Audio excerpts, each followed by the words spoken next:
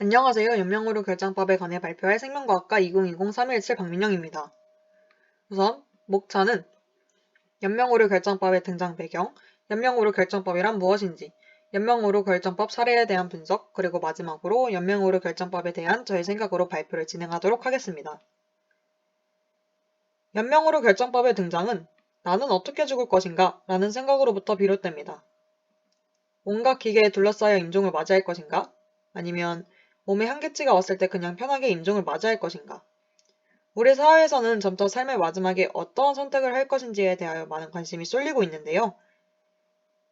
이와 함께 인간으로서의 존엄하게 죽을 권리, 원하지 않는 치료를 거부할 권리가 있는가에 대한 생각 또한 증가하면서 이 법에 대한 관심도 증가하게 되었습니다. 따라서 이 법은 2016년 1월 국회를 통과했고 호스피스 분야에서는 2017년 8월 4일, 연명의료 분야에서는 2018년 2월 4일부터 시행에 들어가게 되었습니다. 연명의료 결정법 등장에 영향을 준 판결은 김할머니 사건인데요. 서울고등법원이 2009년 2월 10일 선고한 판결은 2008년 2월 과다출혈로 식물인간 상태가 된 김할머니를 자녀들이 질병 호전의 가능성이 없다고 판단하여 연명치료의 중단을 요구하며 김할머니가 존엄하게 죽을 수 있도록 위헌 확인 헌법 소원 심판을 청구한 사건입니다. 이는 대한민국 헌법 제10조에 따른 인간으로서의 존엄과 가치 및 행복 추구권에 기초하여 대한의사협회 의사윤리지침 제16조에 따라 자기결정권을 행사하는 것으로 인정되어 대법원은 식물인간 상태를 유지하기 위한 연명치료는 무의미한 신체침해 행위라고 간주하며 연명치료 중단을 허용한다는 판결을 내렸습니다. 이는 사실상 우리나라에서 존엄자, 즉 연명의료 중단을 인정해주는 첫 판례이자 연명의료 결정법의 배경이 되게 된 사례입니다. 그렇다면 연명의료 결정법이란 도대체 무엇이냐 하면 호스피스, 완화의료 및 임종과정에 있는 환자의 연명의료 결정에 관한 법률의 약칭으로서 회생 가능성이 없는 환자가 자기의 결정이나 가족의 동의를 받아 연명치료를 받지 않도록 하는 법을 말합니다.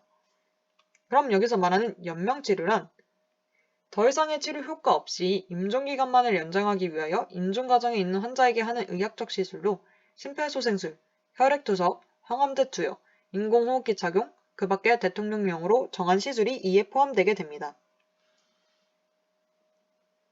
연명의료 결정법의 목적은 연명의료 결정법 제1조에 따라 호스피스 완화의료와 임종과정에 있는 환자의 연명의료와 연명의료 중단 등 결정 및 이에 필요한 사항을 규정하여 환자의 최선의 이익을 보장하고 자기 결정을 존중하여 인간으로서의 존엄과 가치를 보호하는 것을 목적으로 합니다. 이것이 적용되는 대상은 임종과정에 있는 환자와 말기 환자인데요. 임종과정에 있는 환자는 연명의료 결정법 제16조에 따라 담당 의사와 해당 분야의 전문의 한 명으로부터 임종과정에 있다는 의학적 판단을 받은 자를 말하고 말기 환자는 연명의료 결정법 제2조 제3호에 따라 적극적인 치료에도 불구하고 근원적인 회복의 가능성이 없어 보건복지부령으로 정하는 절차와 기준에 따라 담당 의사와 해당 분야 전문의 한 명으로부터 수개월 이내에 사망할 것으로 예상되는 진단을 받은 자를 말합니다. 다음은 연명의료 결정법의 절차인데요. 절차는 크게 사전 연명의료의향서, 연명의료계획서, 환자 가족 2인 이상의 진술, 환자 가족 전원의 합의로 나눠지게 됩니다. 첫 번째 단계는 사전 연명의료의향서인데요. 사전 연명의료의향서는 19세 이상인 사람이 자신의 연명의료 중단 등 결정 및 호스피스에 관한 의사를 미리, 직접, 문서로 작성한 것을 말합니다.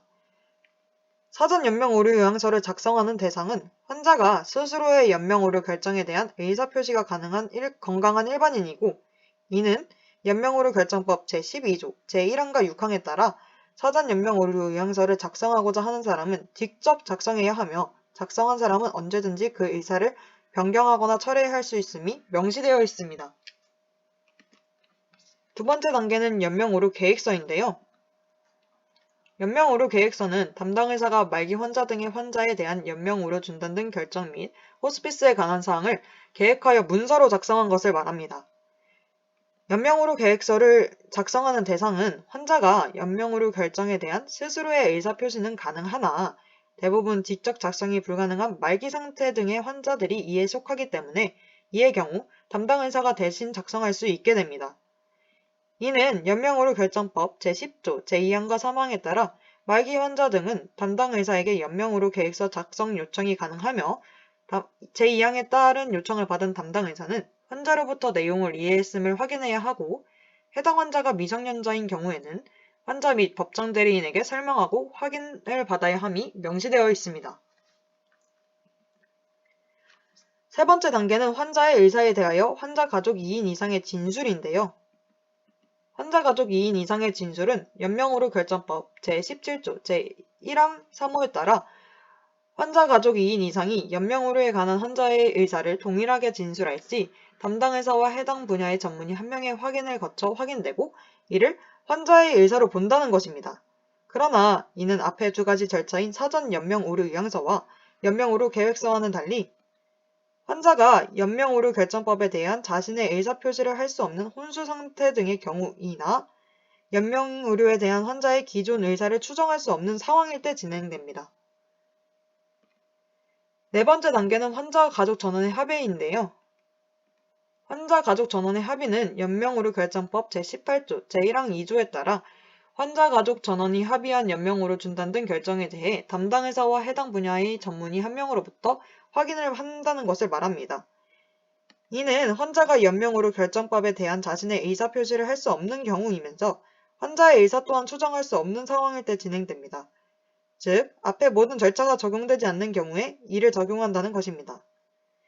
이때 환자 가족 범위는 배우자 1촌 이내 직계 존비속이 우선 적용되며 1에 해당하는 사람이 없는 경우는 2촌 이내 직계 존비속, 1과 2에 해당하는 사람이 없는 경우에는 형제 자매 순으로 적용됩니다. 다음은 연명의료 결정법 사례에 대한 분석입니다. 췌장암, 폐렴 등으로 인해 병원 응급실에 내원한 A씨를 담당 의사 B씨가 연명의료 결정법에서 정한 임종 과정에 있는 환자라고 판단하여 연명의료 중단 등 결정을 이행했고 결국 A씨는 사망했습니다. 이에 대해 A씨의 유족들은 A씨는 호전 과정에 있었다며 병원 측의 연명의료 결정법 위반을 주장하며 손해배상을 요구한 사건입니다. 수원지방법원 안산지원은 연명의료 결정법 제2조와 16조에서 정한 정의와 절차에 따라 담당 의사 B씨가 환자 A씨에 대한 연명의료 중단 등 결정을 이행했기 때문에 과실이 없다는 판결을 내리면서 유가족들의 청구를 모두 기각하였습니다. 법 절차에 따라 이행했기 때문에 적법이라는 것인데요. 이 사건에 대해 자세히 분석해보면 임종 과정에 있는 환자라고 정의하고 판단한 기준이 유가족과 담당 의사 각자의 기준이 달랐다는 것을 통해서 임종 과정에 있는 환자의 정의 기준에 애매함이 존재한다는 문제점을 발견할 수 있었습니다.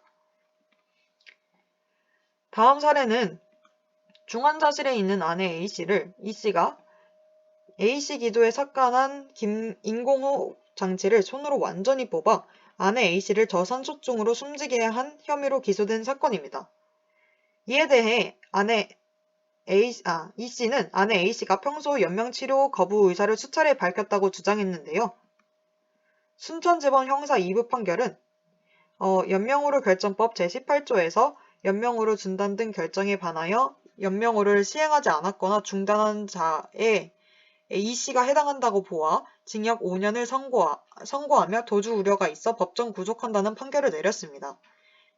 이 사건은 아내 A씨의 연명치료 기간이 일주일에 불과했고 합법적인 연명치료 중단이 가능한 상황이었기 때문에 이 징역 5년을 받았던 것인데요. 만약 E씨가 연명의료 결정법에 대한 충분한 이해가 있었더라면 절차에 따라서 연명의료 치료를 중지할 수 있었고 범죄로 이어질 일이 없었다는 것입니다. 이를 통해 일반인들의 연명의료 계획서, 연명의료 결정법에 대한 인식과 이해가 부족하다는 문제점을 발견할 수 있었습니다. 마지막으로 연명의료 결정법에 대한 저의 생각입니다. 우리 사회에서는 점차 삶의 마지막을 스스로 결정하고 그 결정을 존중하는 문화가 형성되고 있습니다. 하지만 앞에서 언급한 문제들처럼 우리 사회에서는 의료 인프라의 부족, 실효성의 부족 등의 문제점이 많아 개선이 필요한 상황입니다. 그래서 본인 스스로 향후 응급 상황 등에서 존엄한 죽음과 권리에 대한 자신의 의사는 무엇인가를 미리 생각하는 자세가 필요하다고 생각하여 이 발표 주제로 발표를 준비하게 되었고 일반인들도 이 문제에 대해 쉽게 이해할수록 이해할 수 있도록 홍보 및 설명이 필요하다고 생각하며 연명의료 결정 제도를 제대로 이행하기 위해서는 더 많은 의료기관 윤리위원회를 설치하고 기준과 제도 개선의 필요성을 인식하는 자세를 적극적으로 독려해야 된다고 생각했습니다. 이상으로 저희 발표를 마치겠습니다. 감사합니다.